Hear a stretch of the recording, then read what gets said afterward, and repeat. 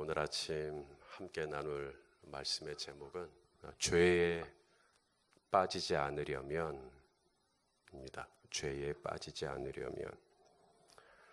저는 고등학교를 숭일고를 나왔는데요. 이 숭일고 지금은 이제 학교가 저쪽으로 갔습니다만 그때 당시에 광주 무등경기장 쪽에 있었는데 저희 숭일고 바로 위에가 이제 경신여고가 있었어요. 그러니까 숭일고하고 경신여고하고 학교 등교할 때 올라가는 길이 하나밖에 없습니다. 평상시 학교 가기 너무 싫잖아요. 학생 때. 그래도 등교할 때 학교 정말 가기 싫은데도 너무너무 등교하는 건 기뻤어요. 등교하는 건 너무 좋았어요. 등교하는 그 기간, 그 시간이 너무 좋았어요. 여학생들과 함께 같이 이렇게 올라가잖아요. 너무 좋았어요. 저는 순진하게 보이잖아요. 굉장히 순진했어요. 그래서 여학생에 대한 어떤 환상이 좀 있었어요. 여학생들은 화장실도 안 갈 것 같고, 방귀도 안 낄 것 같고, 트림도 안 할 것 같고, 막 이런 환상이 좀 있었어요. 그래서 그냥 여학생들하고 같이 지내시는 선생님들은 얼마나 좋을까, 막 그런 게 좀 있었어요. 그게 깨지는 날이 왔어요. 이제 그 학교 근처에 분식집이 있겠죠. 그래서 라면 먹으러 친구들하고 같이 갔어요.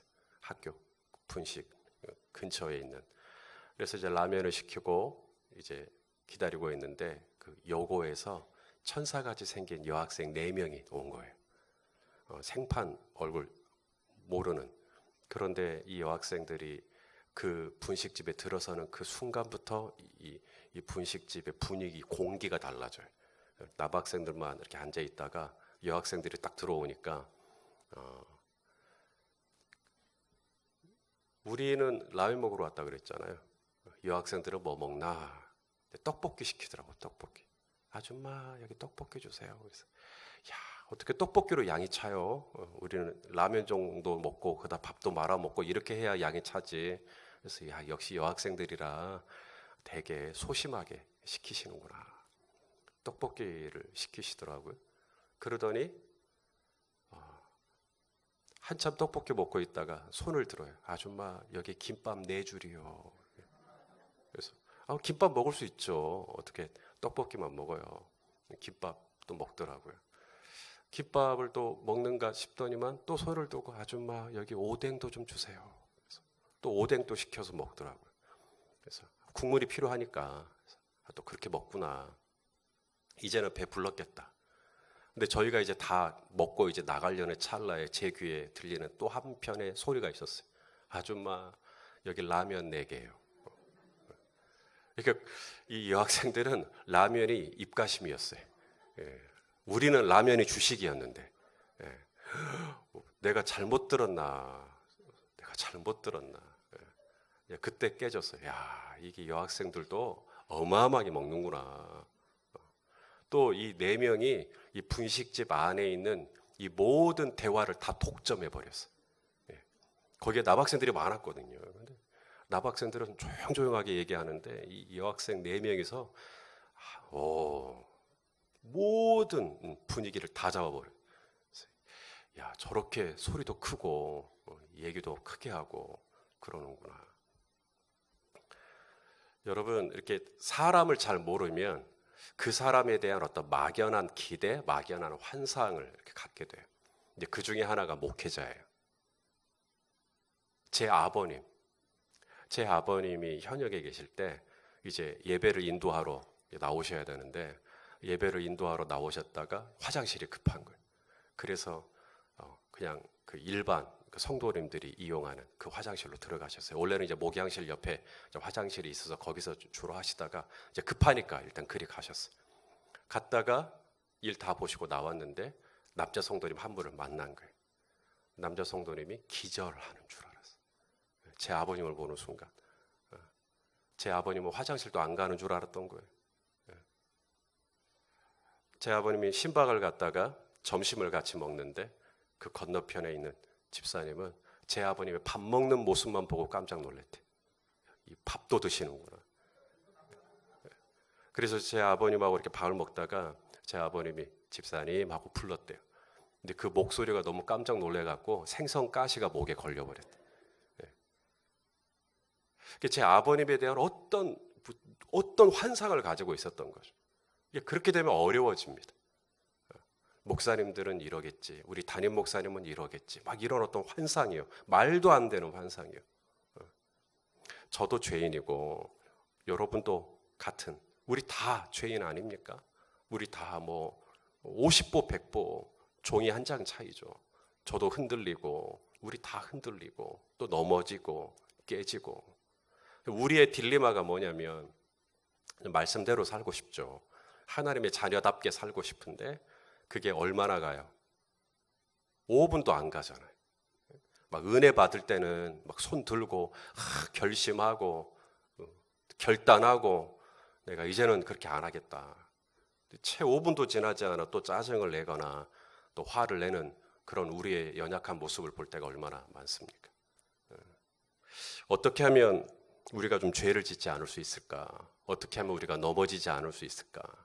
어떻게 하면 우리가 정말 말씀대로 살 수 있을까? 흔들리지 않을 수 있을까? 누군가는 그렇게 얘기해요. 우리가 죄를 지을 수밖에 없는 건 우리 안에 죄성이 있기 때문이다. 저와 여러분의 몸속에 이 아담의 피가 흘러요. 아담의 피.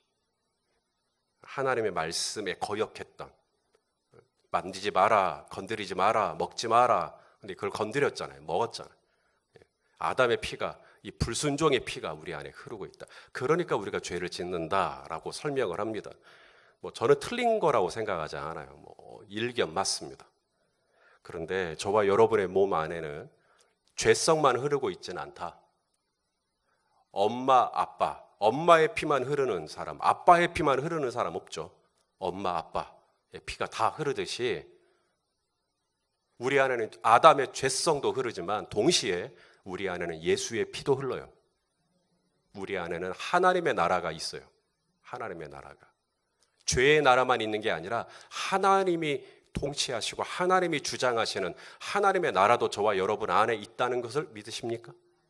자, 말씀을 통해 확인하죠. 누가복음 17장 21절입니다.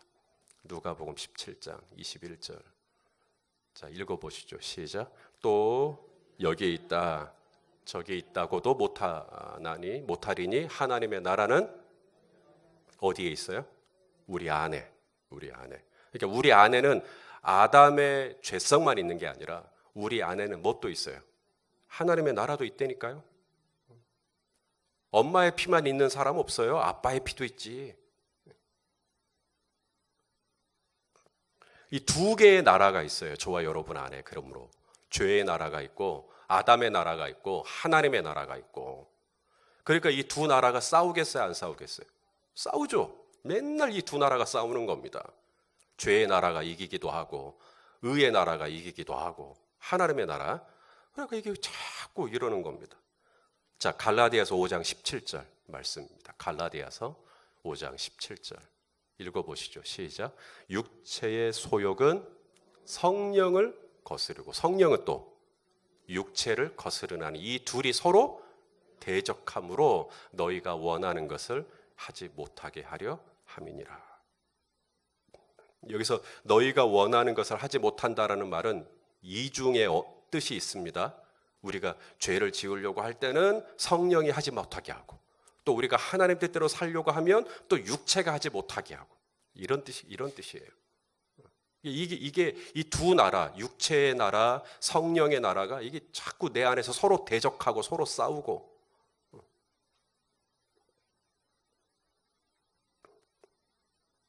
저와 여러분이 왜 죄를 짓고 왜 결단하고 결심한 지 채 몇 분도 지나지 않아 또 무너지고 왜 그러나 분명히 전날에는 내가 주를 위하여 오게도 가겠다고 목숨까지 걸어놓고 불과 몇 시간 지나지 않아 너 갈릴리 사람이지 하니까 확 넘어져 버리는, 왜 그렇게 연약한가? 우리가 설명을 하려고 할 때 내 안에 죄성이 있기 때문이다라고만 단순히 얘기할 수는 없다라는 겁니다. 그게 사실이 아닌 건 아니지만 우리 안에는 죄성도 있지만 동시에 하나님의 뜻과 하나님의 말씀에 얼마든지 순종할 수 있도록 나를 도와줄 수 있는 하나님의 나라가 저와 여러분 안에 있어요. 성령이 내 안에 있어요.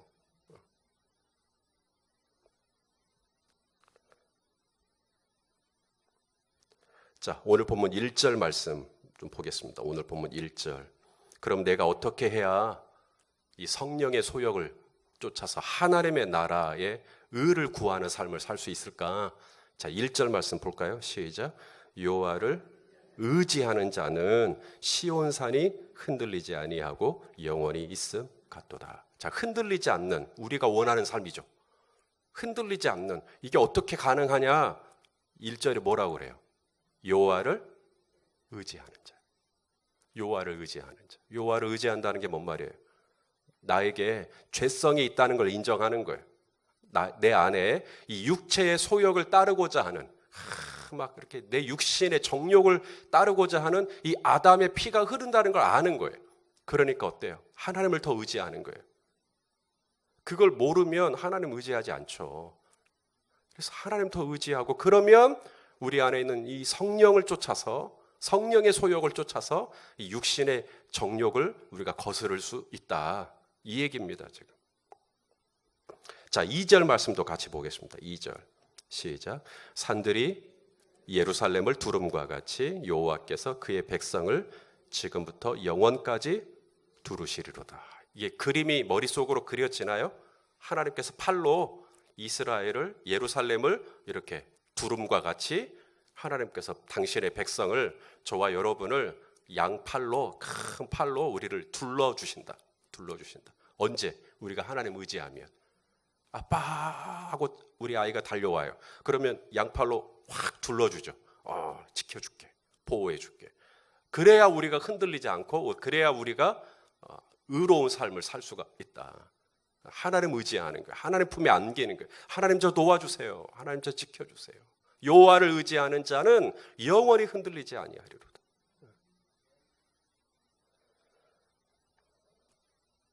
하나님께서 저와 여러분을 이 두 팔로 두르실 때, 무엇으로부터 우리를 두르시는 걸까요? 무엇으로부터 우리를 지키려고 하시는 걸까요?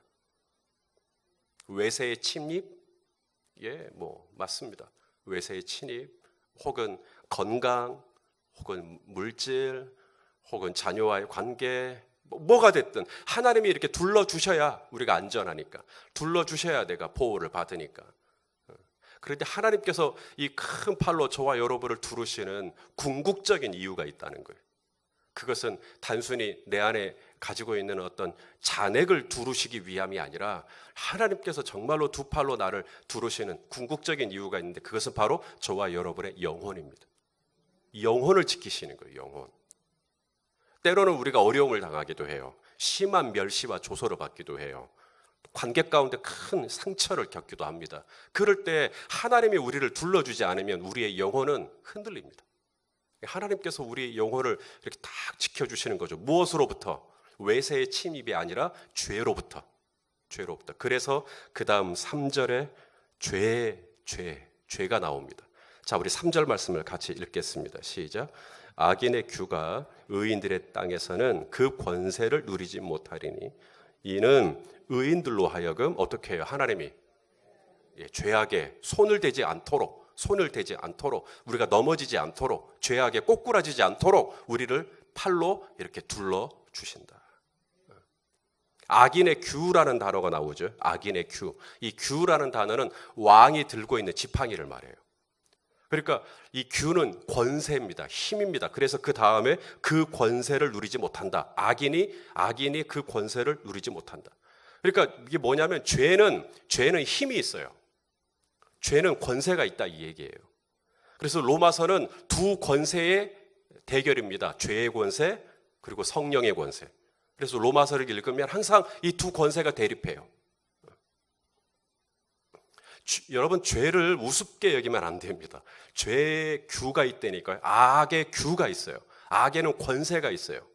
그래서 우리를 사로잡아서 내가 원하는 것을 행하지 못하도록 막을 수 있는 힘이 죄에게는 있어요.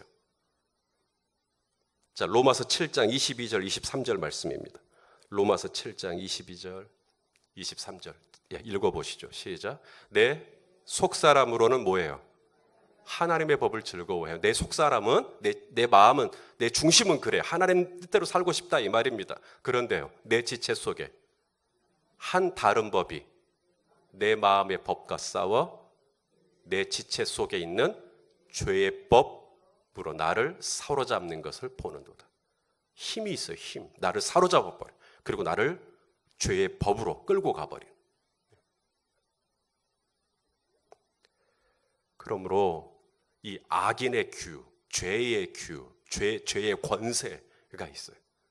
그런데 성도 여러분, 우리에게는 죄의 권세만 있는 게 아니라 이 죄의 권세보다 훨씬 더 크신 권세, 훨씬 더 위대하신 권세, 우리 살아계신 전능하신 아버지 하나님이 팔로 저와 여러분을 지키시고 계시는 것을 믿으시길 바랍니다.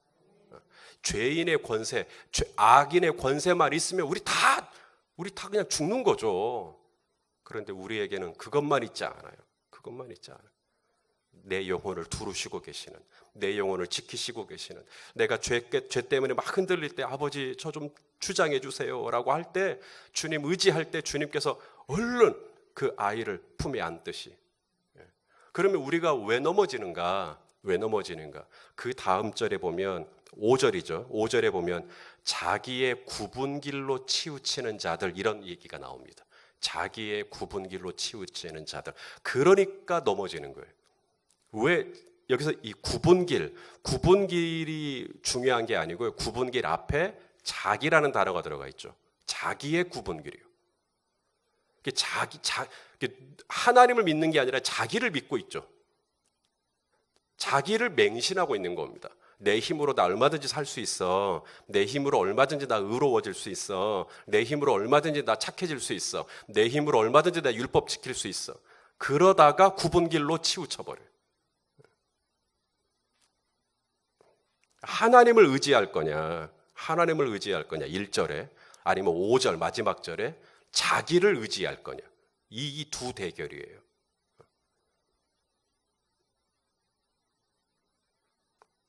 내 안에 있는 이 아담의 죄성이 있기 때문에 내가 죄를 짓는구나.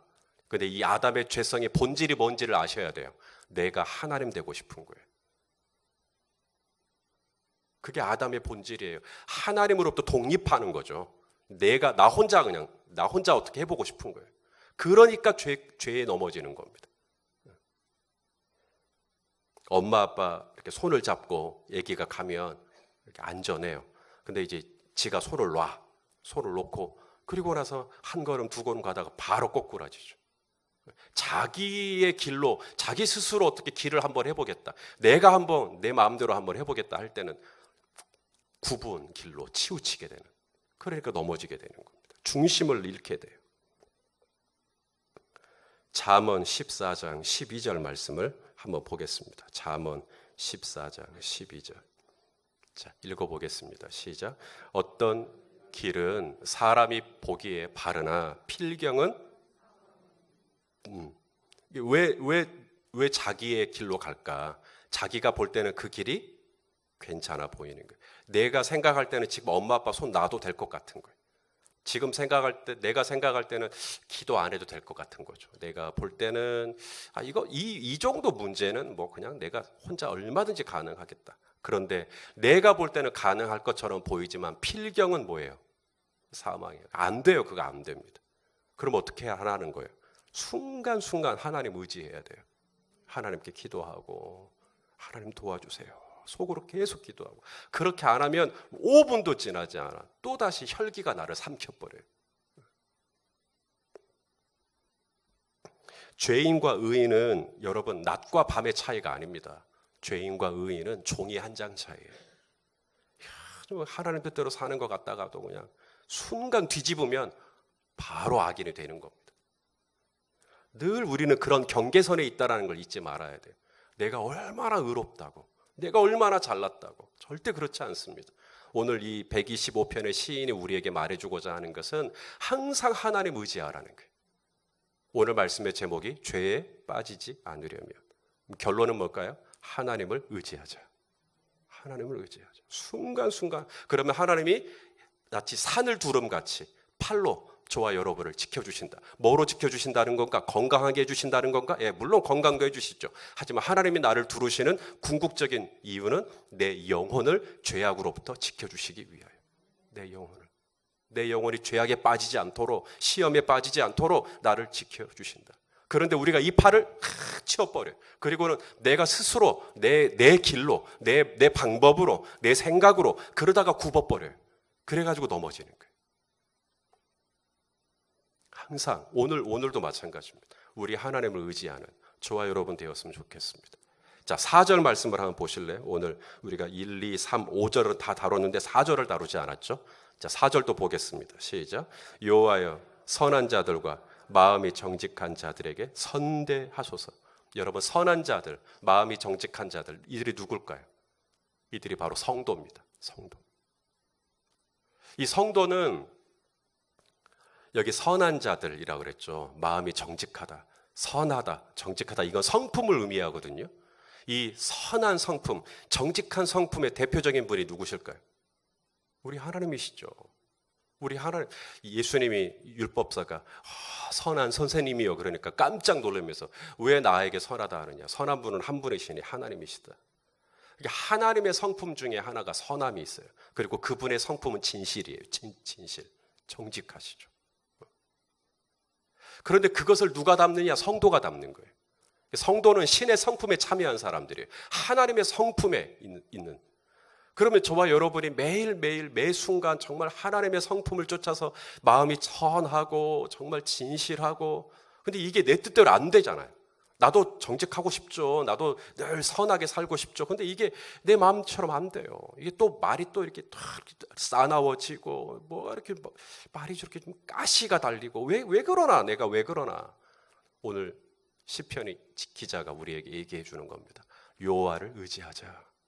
하나님을 의지하자. 순간순간 하나님 도와주세요. 하나님 도와주세요. 그렇게 할 때 하나님께서 저와 여러분을 당신의 큰 팔로 두르셔서 우리가 죄악에 빠지지 않도록, 그래서 늘 하나님이 원하시는 성도의 삶을 구현해낼 수 있도록 주님이 도와주실 줄로 믿습니다. 이 은혜로 오늘도 정말 성도답게 마음이 선한 자로, 또 마음이 정직한 자로 그렇게 우리 하나님을 영화롭게 하는 하루가 되시기를 예수님의 이름으로 축원합니다.